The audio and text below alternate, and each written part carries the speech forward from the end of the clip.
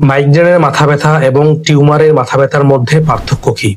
মাইগ্রেনের মাথা ব্যথা এবং টিউমারের মাথা ব্যথার মধ্যে বেশ কিছু পার্থক্য আছে। মাইগ্রেনের মাথা ব্যথার ধরন এরকম যে মাথা ব্যথা আপনার সাধারণত মাথার ধরফর করতে থাকবে, মাথার এক পাশে ব্যথা অনুভূত হবে, মাথা ছটফট করতে থাকবে এবং ব্যথা তীব্র হতে থাকবে শুরু থেকে।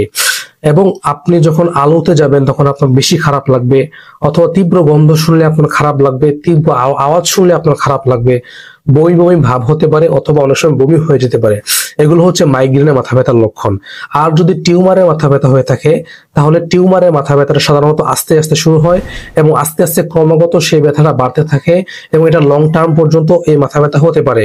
এবং টিউমারের মাথা ব্যথার সাথে আরো বেশ কিছু উপসর্গ দেখা দেয়, যেমন চোখের আলো, চোখের পাওয়ার কমে যাওয়া, চোখে কম দেখা বা চোখে বিভিন্ন সমস্যা হতে পারে, খিঁচুনি আসতে পারে, অথবা অনেক সময় কথা বলতে অসুবিধা হতে পারে।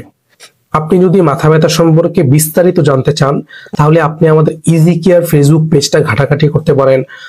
যদি আপনার মাথা ব্যথা থেকে থাকে অথবা আপনার ফ্যামিলি কারো মাথা ব্যথা থেকে থাকে এবং মাথা ব্যথা সম্পর্কে আপনি ফ্রি কনসালটেন্সি নিতে চান, তাহলে আপনি আমাদের স্ক্রিনে দেওয়া হোয়াটসঅ্যাপ নাম্বারে নক করতে পারেন।